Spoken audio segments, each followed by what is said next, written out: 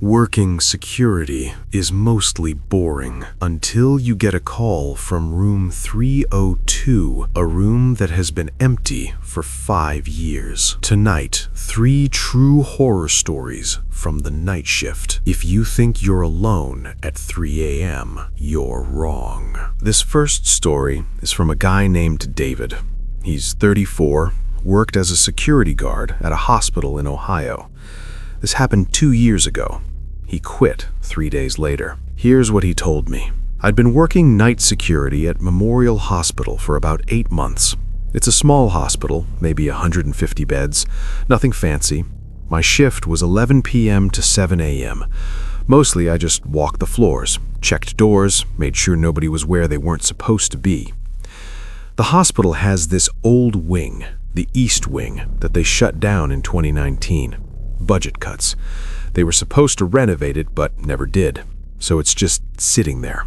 Empty patient rooms, old equipment, everything covered in dust. My supervisor told me on my first day, don't go in the East Wing unless there's an emergency. It's not climate controlled, and the doors should all be locked anyway. Fine by me, less ground to cover. This was a Tuesday night in January. Slow night. I'd done my rounds at midnight, checked all the exits, grabbed a coffee from the cafeteria. Around 2 a.m., I was back in the security office watching the monitors when the phone rang. It was the internal hospital line. The caller ID said, Room 302, East Wing. I stared at the phone. That didn't make sense. The East Wing didn't have power. The phones shouldn't work. I picked up. Security? Static. Then a voice. Quiet. Shaky. Help me. Who is this? I said. Room 302. I need help, please. It sounded like an old woman, scared. Ma'am, there's nobody in that room. That wing is closed. I'm here, please. He's coming back. The line went dead. I sat there for a minute trying to figure out what the fuck just happened. Then I called my supervisor. He didn't answer.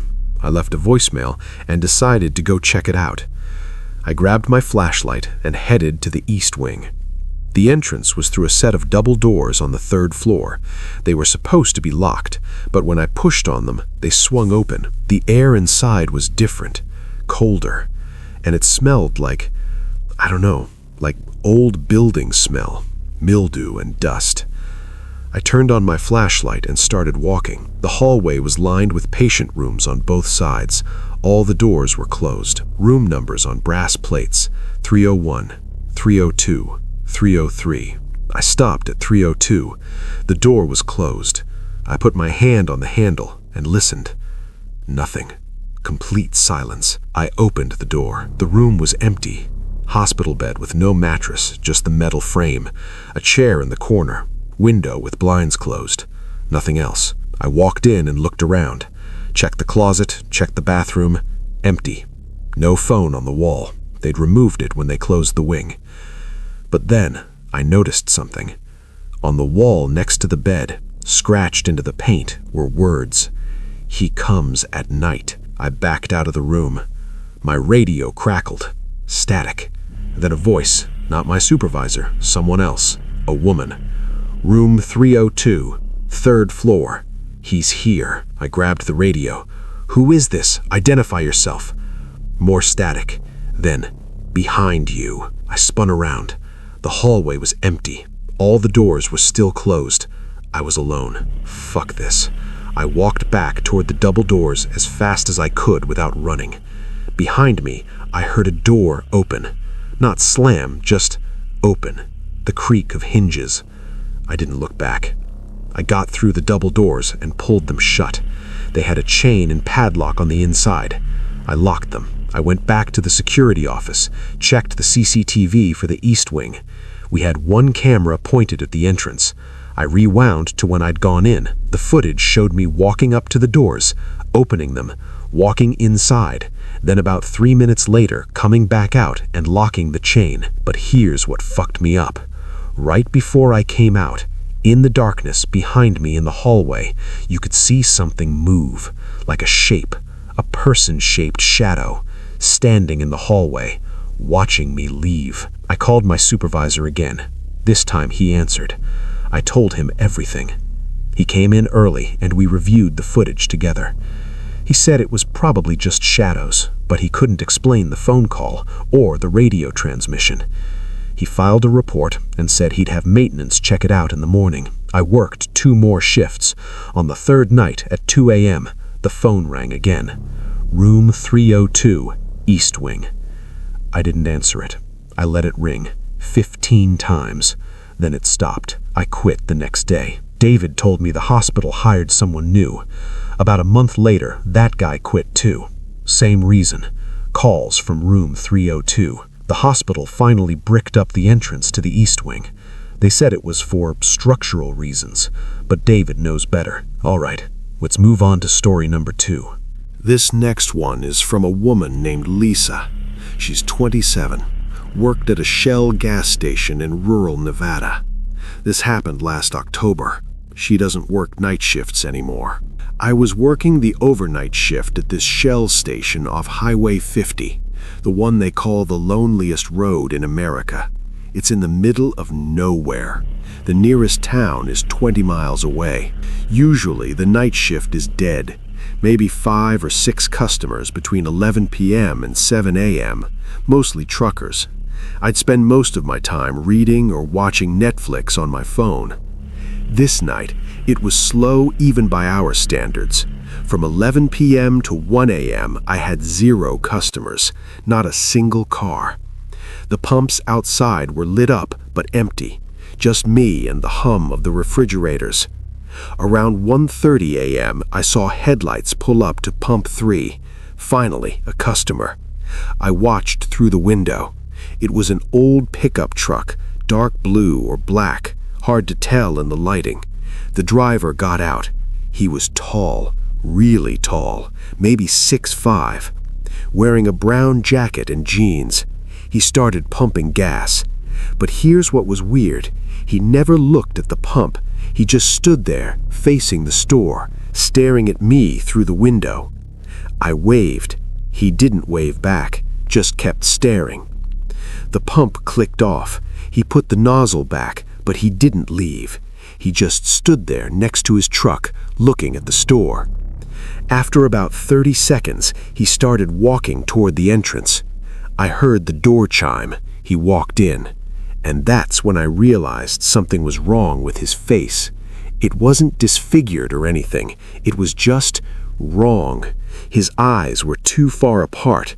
His mouth was too wide, like someone had tried to draw a human face from memory and got the proportions slightly off. Uncanny Valley shit. He walked up to the counter, didn't say anything, just stared at me. "Can I help you?" I said. He smiled. His mouth opened way too wide. He said in this flat, monotone voice, "Do you have cigarettes?" "Yeah, what kind?" "Marlboro." I turned around to grab them from the rack. When I turned back, he was leaning over the counter. His face was maybe 6 inches from mine. "Do you work here alone?" he asked. My stomach dropped. "My manager's in the back," I lied. He tilted his head, like a dog hearing a strange sound. "I don't think so." "That'll be $9.50 for the cigarettes," I said, trying to keep my voice steady. He didn't move, just kept staring. His eyes didn't blink. Then he reached into his jacket. I thought he was going for a wallet, but instead he pulled out a knife. Not a big one, just a pocket knife. He opened it slowly and put it on the counter between us. "Do you know what time it is?" he asked. It's 1:45, I said. "No," he said. "It's time for you to give me the money in the register." I opened the register. We kept maybe $200 in there overnight. I pulled out the cash and put it on the counter. He took it, folded it, put it in his pocket, but he didn't leave. He just stood there, smiling. "What else do you want?" I whispered. "I want to know if you're going to call the police." I shook my head. "No, I won't call anyone. Just take the money and go." He picked up the knife, closed it, put it back in his jacket. "Good," he said. Then he turned and walked toward the door.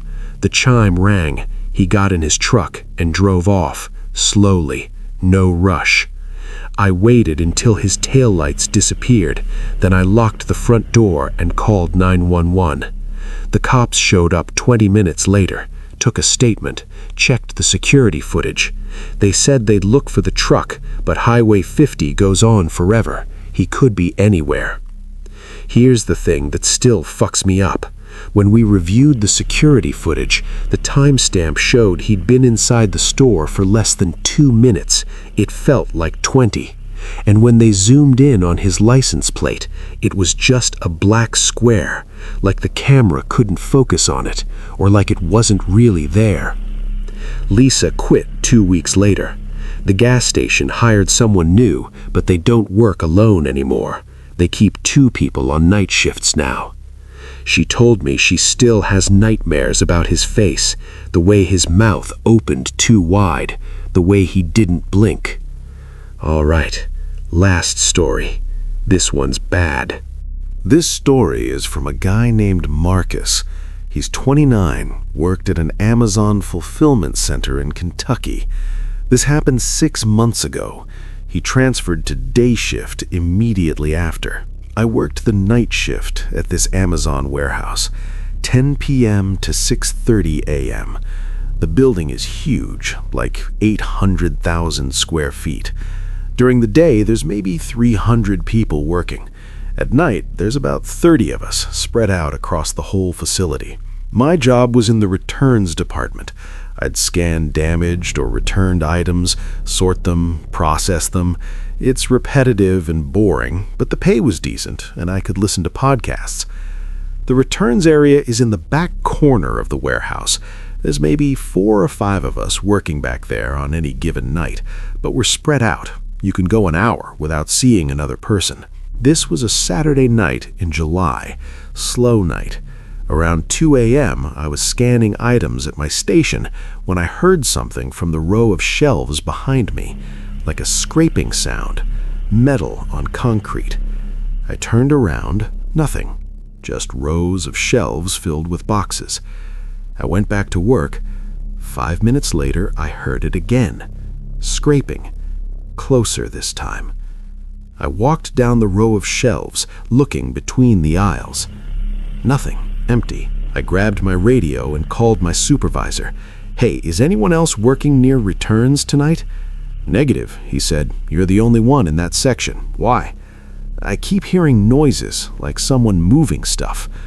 Probably just the building settling or a rat. We get rats sometimes." I said okay and went back to my station. But I couldn't shake the feeling that someone was watching me. Around 3 a.m., the lights in my section went out. Not the whole warehouse, just my section. Emergency lights kicked in, so I wasn't in complete darkness, but it was dim, red emergency lighting. I radioed my supervisor. "Lights just went out in returns. I'll send maintenance. Sit tight." I stood there in the red light, waiting. That's when I heard footsteps.